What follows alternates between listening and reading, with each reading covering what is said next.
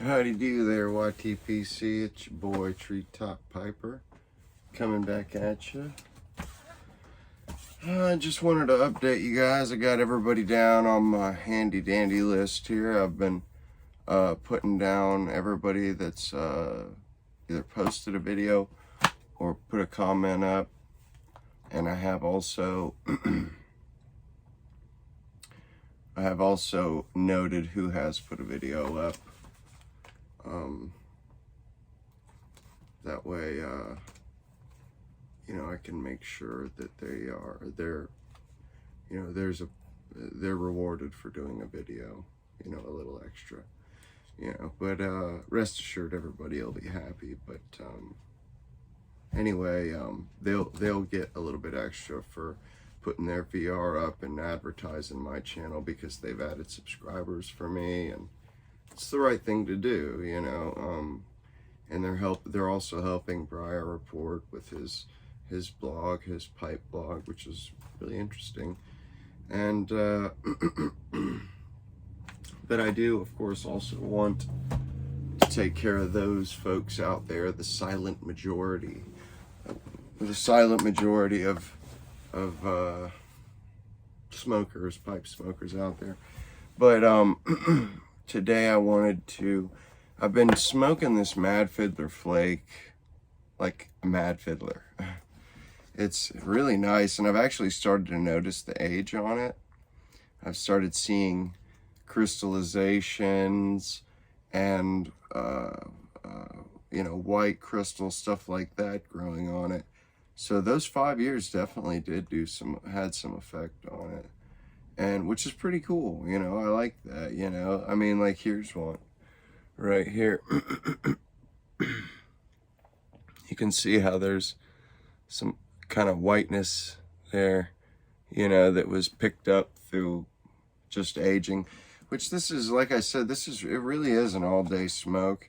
I think it's because it's got a lot of Perique in it and a lot of Virginia. It's very, very, very easy to smoke. It's not a difficult smoke. It's got a lot of flavor to it, and then it also has a light creaminess from the Casturi, I think, Oriental varietal. So there's a lot there to unpack. But then you also just get a plain good smoke, where it's just a plain good smoking blend. There's just no other way to put it. It tastes good. It's easy to go through a bowl and enjoy it all the way through. I do it at work all the time. Matter of fact, I've smoked almost nothing but that since I opened it. I've been smoking it out of all sorts of stuff, mostly Petersons. And actually, what's starting to happen here is I've noticed K Woodies have become outrageous. You used to be able to get them for a song and a dance on eBay. Now you can't get them at all, hardly, or people are bidding up to $300 for K Woodies that would have been $75 5 years ago. So me, if I'm paying $300, it's on a Dunhill, not a K Woody. Like, yeah, they're old and they're not made anymore, but still doesn't mean that they're better pipes. And I think the value of a pipe is there is some value with age, and that they're not made anymore. But if it doesn't smoke worth a shit, then it doesn't matter how old it is, and it doesn't matter how rare it is. If it doesn't smoke good, it doesn't smoke good. You're not going to use it. You're not going to enjoy it. Why are you going to waste your money on it? So, I've come to that point, like, something, I am not going to pay that much money anymore for K Woodies. I'll bid up to a certain point and then walk away. So, but I've noticed since Peterson's still manufacturing, they're still quite easy to obtain. I've got 3 coming in the mail right now that I purchased on eBay, which one of them is extremely special.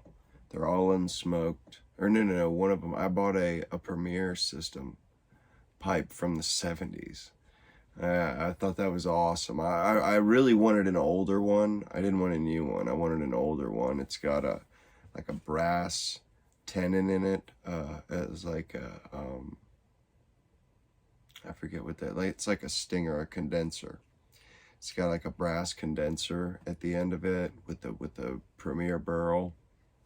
It's just beautiful, beautiful pipe, and it's also got its age. You know, it's not. I don't know what's up with the lighting here, but it's also got its age, and I like that.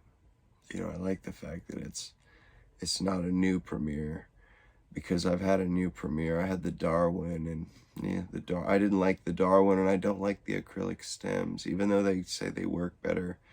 I don't like them. And I still fret over losing that amber stem Peterson, because I'll never be able to get that pipe ever again. They'll never sell them ever again. Those stems are gone. Nobody's ever going to sell those pipes again. Or, you know, they're not going to let go of them till they die.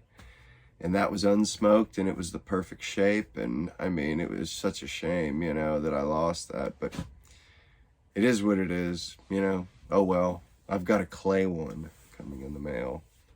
I've got a clay Peterson's, and they stopped making those in 1963, and it's unsmoked. And they only made 2 shapes, and it's the better shape. And I've seen 2 of them unsmoked for sale on eBay, and the other shape I've read is not a good shape. It gets hot, it's not good. The one I got is perfect for tasting. Although I may not smoke out of it because it's unsmoked. I don't know. We'll see how it goes. But then I've also got a spigot system. I've got a Peterson spigot sitter.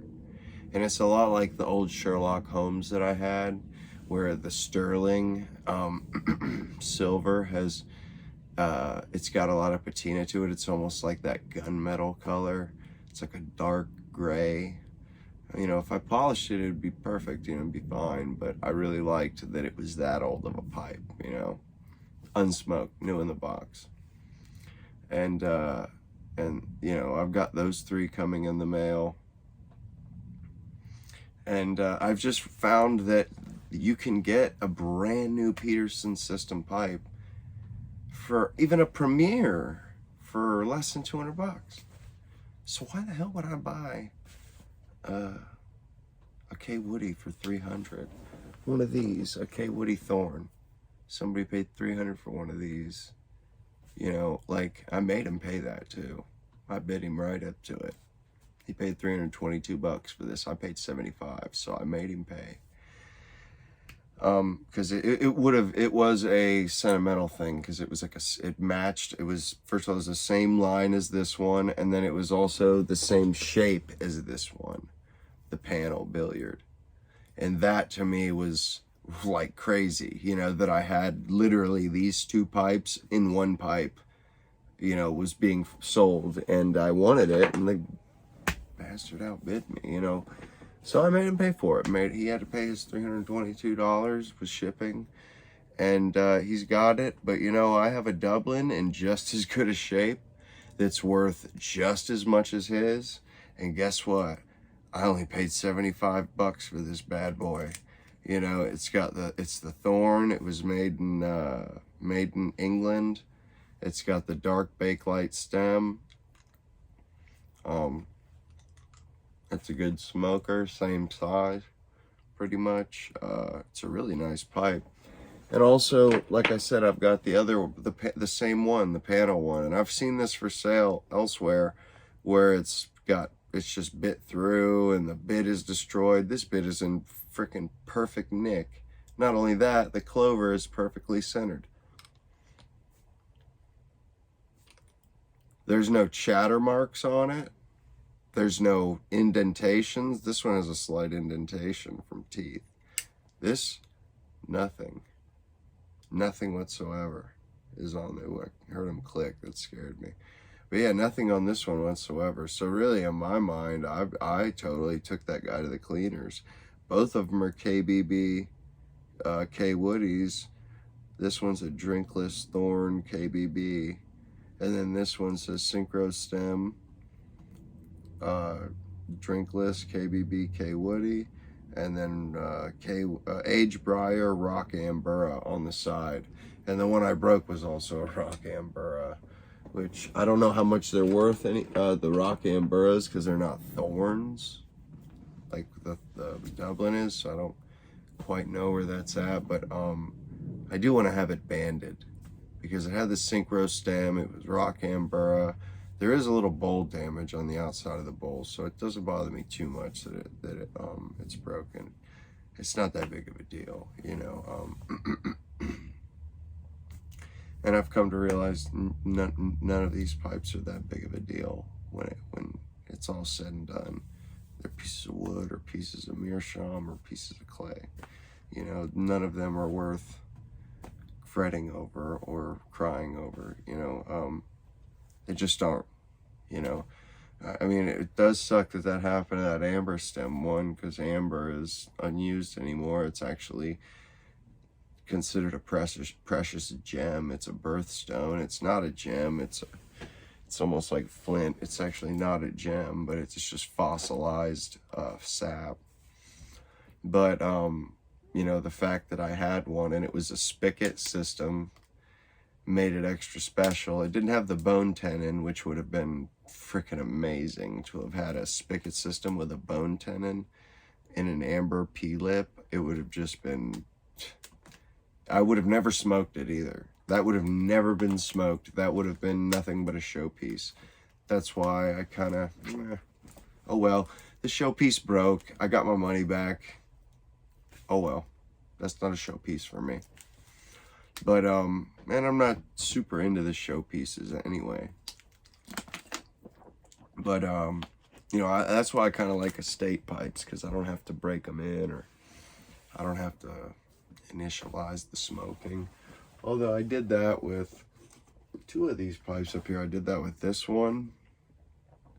I was the first person and only person to smoke out of this K Woody 4-hole Stinger meerschaum, which, you know, is an extremely rare and expensive pipe, and it's also a large pipe, and the stem looks brand new, you know. But this is a big piece of meerschaum. Like, you don't realize it, but it's got a lot of weight, you know. I mean, I don't know exactly. I could weigh it for you and let y'all know, but it's a heck of a lot heavier than this Peterson. It's probably twice as heavy as the Peterson, because when you think about it, it really is a fat bowl, and it only tapers. It's like an egg. It's like the size of an egg, you know. So there's just a lot of pipe here, and it is a lot of pipe, and it's a great taster, you know, for tasting tobaccos, because I've always kept the bowl nice, and I've always kept it from building a carbon. And actually, I've been recently decarbonizing the bowl of this, my old Peterson here.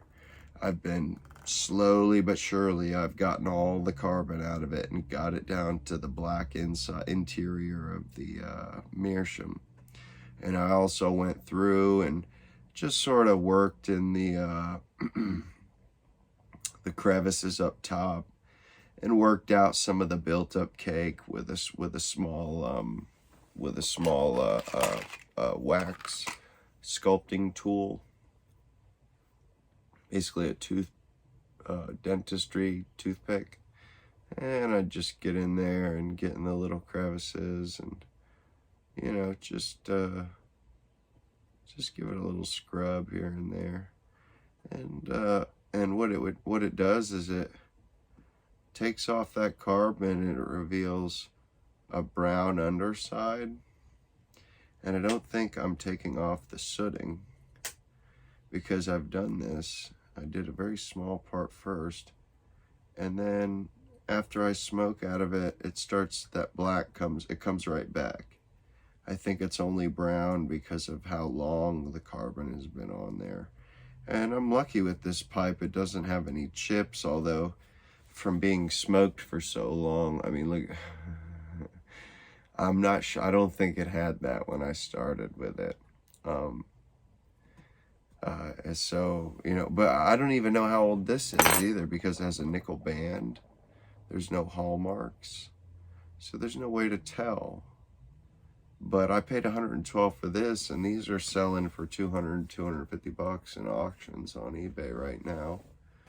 And then I also have another one, the other one that I bought recently, that's got the bigger, it's basically the 302 but bigger, which is what this shape is, the bent apple. And actually the stem of this one is the old stem for this one. It's, for some reason, it's off-centered. I think it's for a different pipe, actually, than the Meerschaum one I have, than the one it came with. And I can't believe that I lost the original bag for this, the green and gold threaded bag. But yeah, it's a little snug in this pipe, and then it's also off-centered, you know. So I'm like thinking to myself, there's no way that Peterson put that pipe in there and purposely off and put it off-centered, you know, to where this side has, you know, you can see the inside of the Meerschaum, you know, or you can see that, you know, one side of the stem covers more of the tendon or whatever to the Meerschaum than the other side. And that's, that came from another pipe. That came from, they fixed another pipe having an off. I don't know, but it also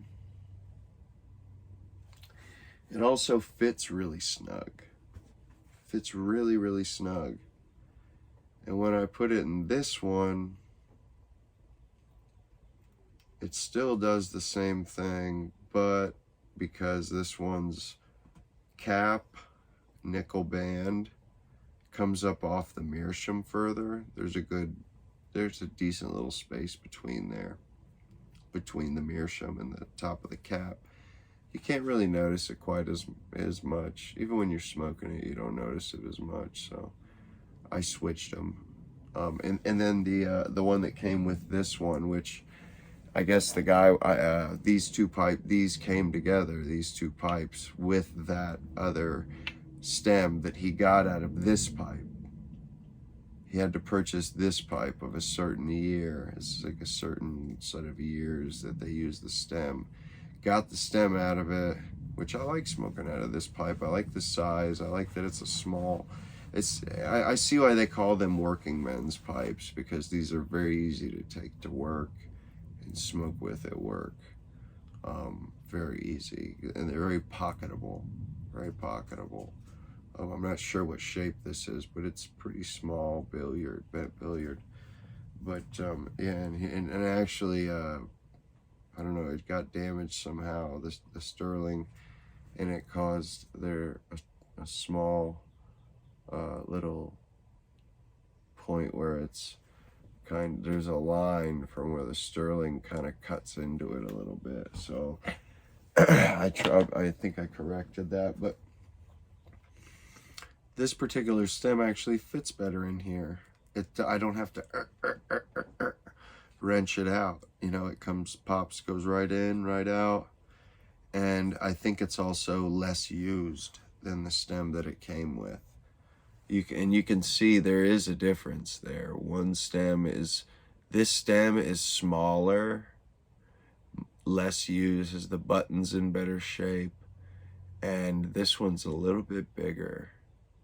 And it's a little bit more worn, I would say. But all in all, they're pretty similar. They are different. Look at that. They almost this stem makes up for the lack of the length on this one's shank, and makes them the same length, even though they are a different size pipe. That's neat. That's really neat. That it makes up for the different shank length. So this one hangs to the same level with this stem.